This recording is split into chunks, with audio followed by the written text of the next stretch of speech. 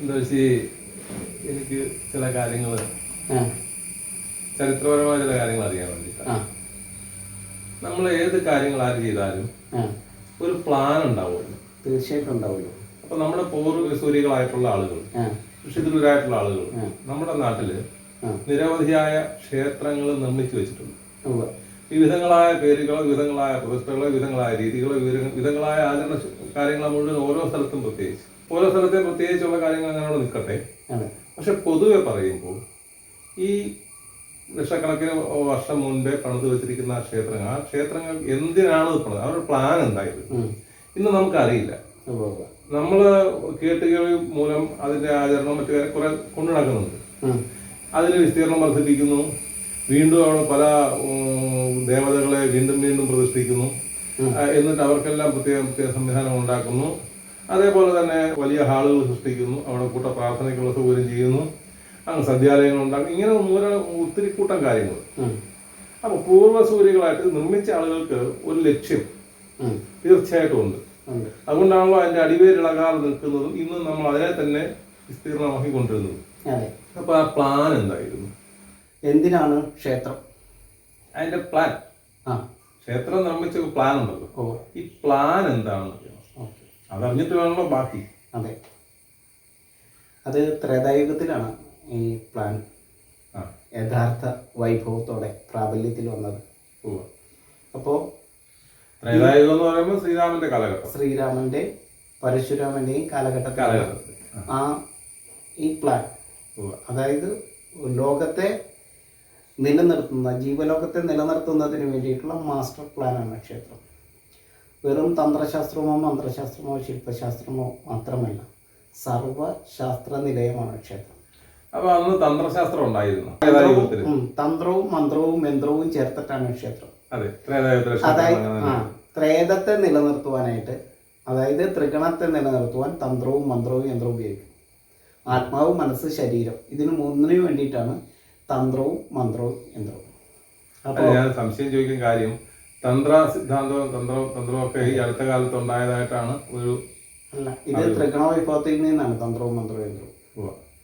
തന്ത്രം ആത്മാവിൻ്റെതാണ്, മന്ത്രം മനസ്സിൻ്റെതാണ്, യന്ത്രം ശരീരത്തിൻ്റെയാണ്. ജ്ഞാന ക്രിയാശക്തികളെ ബാലൻസ് ചെയ്യിക്കുന്നതിന് വേണ്ടിയിട്ടാണ് തന്ത്ര മന്ത്ര യന്ത്രാദികളാൽ ജീവനെ നിലനിർത്തുന്നതിന് വേണ്ടിയിട്ടുള്ള ത്രികാല പൂജകളെ നടക്കുന്ന, ത്രികണങ്ങളെ പ്രതിഷ്ഠിച്ചുറപ്പിക്കുന്ന, ഏതൊരു കണത്തിനാണോ അവിടെ ക്ഷാമം സംഭവിക്കുന്നത്, അതായത് ഇലക്ട്രോൺ, ന്യൂട്രോൺ, പ്രോട്ടോൺ കണങ്ങൾ എന്ന് പറയുന്ന ദൈവ ജൈവ ശൈവ കണമെന്ന് വേദം പറയുന്ന ആ കണങ്ങൾക്ക് ഏതിലൊന്നിനാണോ ക്ഷതം സംഭവിക്കുന്നത്, ക്ഷയം സംഭവിക്കുന്നത്, അതിനെ ക്ഷേമപ്പെടുത്തുന്നതിന് വേണ്ടിയിട്ടുള്ള ക്ഷേമ്യദേശങ്ങളാക്കി, ശിവദേശങ്ങളാക്കി, ശവദേശങ്ങളാവാതെ, ഇപ്പോൾ ആളുകൾ പറയുന്ന രീതിയിലുള്ള സമാധിസ്ഥാനങ്ങളാകാതെ സമമായിരിക്കുന്ന ധീയിലേക്ക്, സമത്വത്തിലേക്ക്, ആ സുരക്ഷയിലേക്ക്, ആ ജ്ഞാനത്തിൻ്റെ, അറിവിൻ്റെ ബലത്തിൽ മനുഷ്യരെ ഈ പ്രകൃതിയോട് ചേർത്ത് വെച്ച് പ്രകൃതിയുടെ സൗഖ്യത്താൽ സൗഖ്യത്തെയേകുന്ന രീതിയിൽ, അതായത് പ്രകൃതിയോടുള്ള പഞ്ചഭൂതങ്ങളായിരിക്കുന്ന പ്രപഞ്ചമായിരിക്കുന്ന ആ സഖ്യത്തിലേക്ക് നമ്മളുടെ ശരീരത്തിൻ്റെ സഖ്യത്തെ, ഇന്ദ്രിയ സഖ്യത്തെ ചേർത്ത് വെച്ച്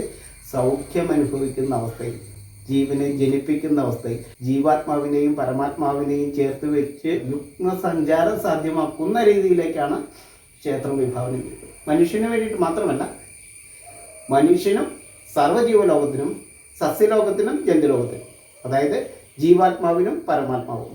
തെറ്റായിട്ട് ആരും ധരിക്കേണ്ട ഈ ജീവാത്മാവ് പരമാത്മാവ് എന്ന് കേൾക്കുമ്പോൾ. ജീവനാത്മാവേകുന്നതാണ് പ്ലാന്റ്, അതാണ് ജീവാത്മാവ്. അതിൻ്റെ അസ്തിത്വത്തിൽ ജനിക്കുന്നതാണ് പരമാത്മ ചൈതന്യം, ചരിക്കുന്ന ജീവലോകം. അപ്പോൾ ആ ജീവാത്മാവിനും പരമാത്മാവിനും ആ ഒരുമിച്ചുള്ള സഞ്ചാരം സാധ്യമാക്കുന്നതിന് വേണ്ടിയിട്ട് സർവവിഘ്നങ്ങളെയും, അതായത് സസ്യലോകത്തിൻ്റെ സർവവിഘ്നങ്ങളെയും കുത്തിയകറ്റുന്ന നായകന്മാരായിട്ട് മനുഷ്യനെ മാറ്റുന്നതിന് വേണ്ടിയിട്ടാണ് ഗണപതികളെ തൊഴുതുകൊണ്ട് ഗണപതിയുടെ ദർശനത്താൽ നിന്നിട്ട് നമ്മൾ ക്ഷേത്രങ്ങൾ ചിട്ടപ്പെടുത്തിയിരിക്കുന്നത്. ഏത് ക്ഷേത്രത്തിലും ആദ്യത്തെ പൂജ ഗണപതിക്കായിരിക്കും.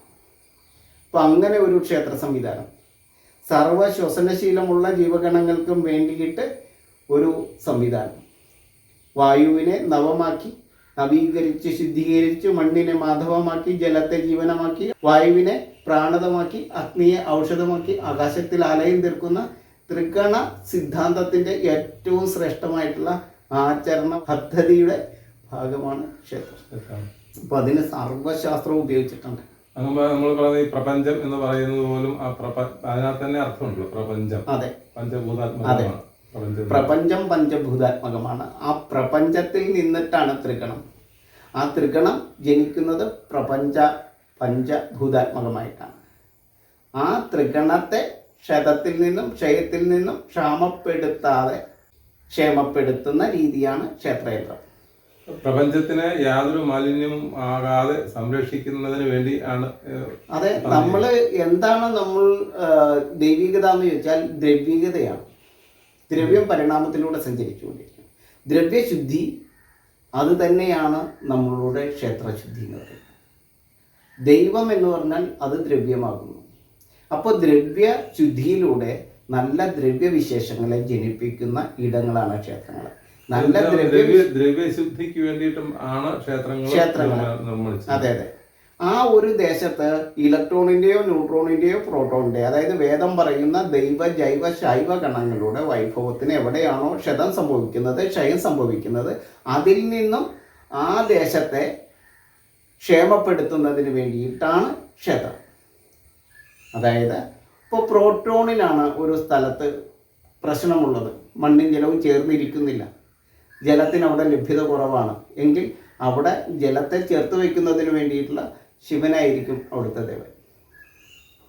അപ്പോൾ എങ്ങനെ ശിവനെ മണ്ണിലേക്ക് ചേർത്ത് വയ്ക്കാം, മണ്ണും ജലവും ചേർത്ത് വെച്ച് എങ്ങനെ പ്രോട്ടോണിനെ സംരക്ഷിക്കാം, അതിനു വേണ്ടിയിട്ട് ഏതെല്ലാം പദ്ധതികളിലൂടെ, ഏതെല്ലാം സസ്യപ്രകൃതിയിലൂടെ അവിടെ ജലത്തെ ഒരു നദിയായി ജനിപ്പിക്കാം. ധാരയെ കൊടുത്തുകൊണ്ട് ആ മൗണ്ടിൻ്റെ നെറുകയിൽ, ആ തൃണത ദേശത്ത് എങ്ങനെ ആ മൗണ്ടിൻ്റെ നെറുകയിൽ ജീവനെ ജനിപ്പിക്കുന്ന ഗർഭഗ്രഹത്തെ ജനിപ്പിച്ചുകൊണ്ട് ആ ഗർഭഗ്രഹത്തിൻ്റെ ശ്രീകോവിലിൽ നിന്നും ധാരയായി ആ ശൈവ ലിംഗ വൈഭവത്താൽ ധാരയെ കൊടുത്തുകൊണ്ട്, ജലത്തെ കൊടുത്തുകൊണ്ട് ഒരു നദിയെ ജനിപ്പിച്ച് ജലത്തെ എങ്ങനെ ജീവനാക്കി മാറ്റാം, അവിടെ എങ്ങനെ ശൈവത്താൽ വൈഷ്ണവം സാധ്യമാക്കാം, എങ്ങനെ ആ വൈഷ്ണവത്തിൻ്റെ നാഭിയിൽ നിന്നും ബ്രഹ്മശക്തിയെ ജനിപ്പിക്കാം. ഈ പ്രപഞ്ചത്തിലെ മുഴുവൻ സ്ഥലങ്ങളെ കുറിച്ചുമാണെന്ന് പറയാം. എല്ലായിടത്തും ഇത് ആവശ്യമാണ്. ഭാരതത്തിൽ മാത്രമല്ല, ലോകത്ത് എല്ലായിടത്തും ഈ ത്രികണ വൈഭവത്താലാണ് പ്രപഞ്ചം നിൽക്കുന്നത്. അല്ല, അങ്ങനെ പറയുമ്പോഴേ ഈ ക്ഷേത്രങ്ങളും അതിന് ഭാരതത്തിൽ മാത്രമല്ലേ ഉള്ളൂ, മറ്റ് പ്രദേശങ്ങളിൽ, മറ്റ് രാഷ്ട്രങ്ങളിൽ ഏറ്റവും വലിയ രസം എന്താണെന്ന് വെച്ചാൽ ക്ഷേത്രങ്ങളെല്ലാം ഭാരതത്തിൽ മാത്രമേ ഉണ്ടായിരുന്നുള്ളൂ എന്ന് പറയരുത്, ഇപ്പോഴുള്ളൂ. അങ്ങനെ ഇപ്പോഴുള്ളൂ. അപ്പോൾ ഏറ്റവും വലിയ ക്ഷേത്രം പോലും ഭാരതത്തിലല്ല. ഈ ത്രികണ ബന്ധത്താൽ, ഈ ത്രേത സിദ്ധാന്തത്താൽ ക്ഷേത്രഭൂമിയെ ചിട്ടപ്പെടുത്തിയിരിക്കുന്നത് തന്ത്രമന്ത്ര യന്ത്രാദികളിൽ ഏറ്റവും ശ്രേഷ്ഠമായിട്ടുള്ള ആചാരവൈഭവങ്ങൾ, അനുഷ്ഠാനവും എല്ലാം ഉള്ള ഇടം കേരളമാണ്, അല്ലെങ്കിൽ സൗത്ത് ഇന്ത്യയാണ്.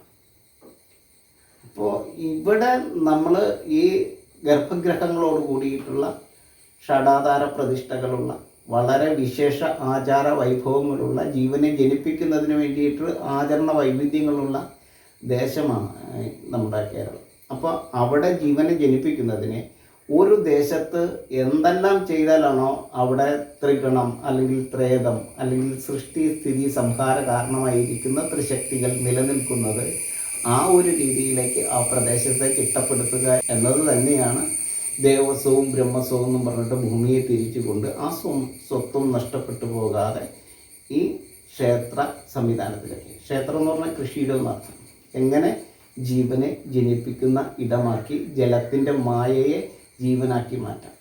ജലം തന്നെയാണ് ജീവൻ. അപ്പോൾ ആ ജലത്തെ എങ്ങനെ ജീവനാക്കി മാറ്റാം, എങ്ങനെ വൈഷ്ണവം സാധ്യമാക്കാം, വൈഷ്ണവത്തിൻ്റെ അസ്തിത്വത്തിൽ എങ്ങനെ 33 കോടി ചരാചരങ്ങളെയും നിലനിർത്താം, ജനിപ്പിക്കാം. ഇത് തന്നെയാണ് ക്ഷേത്രം അർത്ഥമാക്കുന്നത്. ഓരോ പ്രദേശത്തെയും ചൈതന്യത്തെ ഒട്ടും കുറവില്ലാതെ നിലനിർത്തുന്നതിന് വേണ്ടിയാണ് ക്ഷേത്രങ്ങൾ